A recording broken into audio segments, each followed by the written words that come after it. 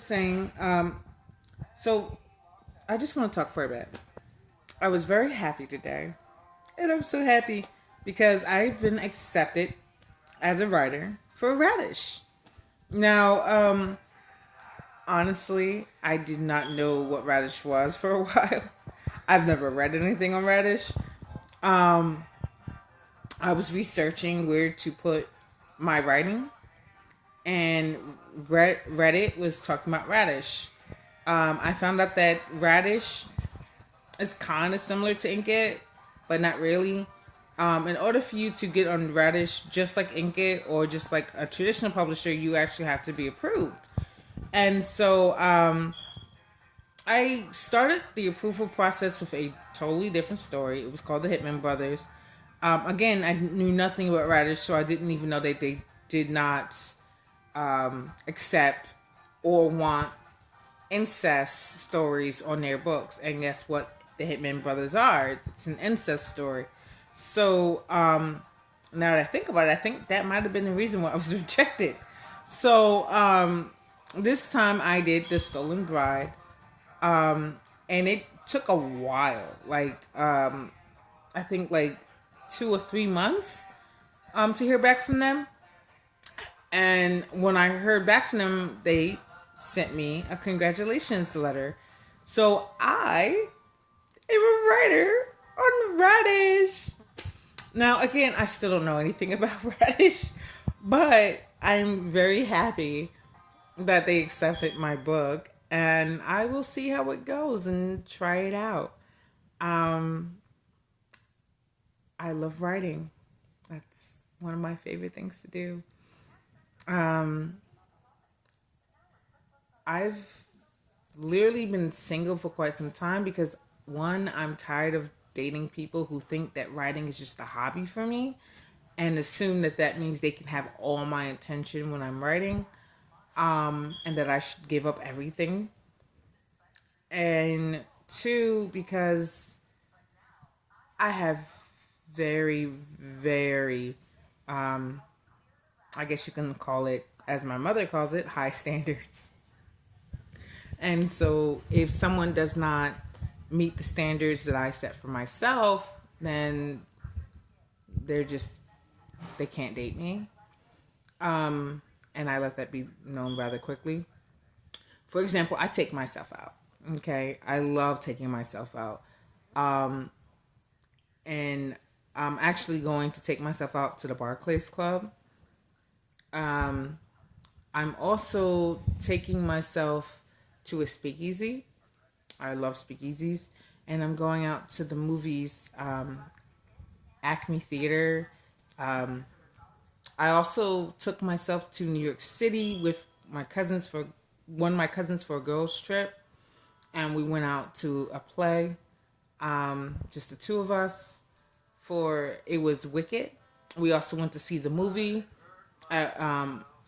It's I guess you would call it a luxury theater. It's basically a dine-in theater. You eat there, you order food, order drinks.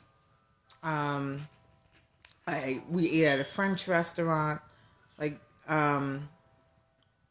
we we ate. Well, I ate. My cousin does not eat escargot.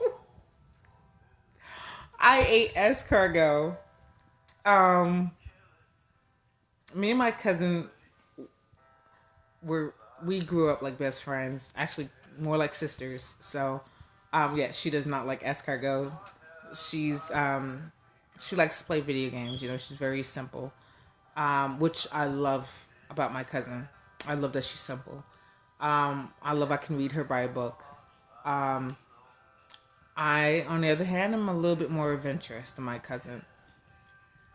And even though technically I am still kind of simple, you could pretty much go by my schedule, right? But I still love trying new things. And even though escargot is not new to me, I what can I say? I love escargot, right? So, um, for those who don't know, because I know a few people where I now live don't know about it, escargot is basically snails. Okay, that's what they are. Um, but anyway, like I said, I I'm so excited. I get to write and keep writing for different places. I have quite a few contracts that I need to abide by now. Um, and I look forward to the rest of my life. By the way, if anyone actually comes across this video, please know one thing. Don't listen to people who tell you that for a woman, 34 is like the end of your life. Your 30s is basically over if you're not married or anything like that. I learned something about myself. I don't care. Even if I never get married, which, by the way, I do want to get married. But even if I never get married, I'm married already to myself. I am married to my life. I am married to my own happiness. I am married to everything I do. I'm married to my work. I am married to writing. I have never been so happy to just be me. To just be me. And anybody who really wants to marry me, they will be gaining a great partner because they will be gaining me. And I know me. They may not know me, but they will get to learn to know me. And they would never they'll be very surprised, actually. They'd be very surprised of how supportive I can be because I don't want someone who can't who can't survive on their own. You know, I want someone who does not need me because that's who I am. I'm someone who doesn't need somebody. I want someone, but I don't need someone. And that is the greatest gift of all. When you want someone, but you don't need someone. My grandmother taught me that. Anyway, so happy. I can go on these tangents forever. I really love to write. So that's the good news of the day.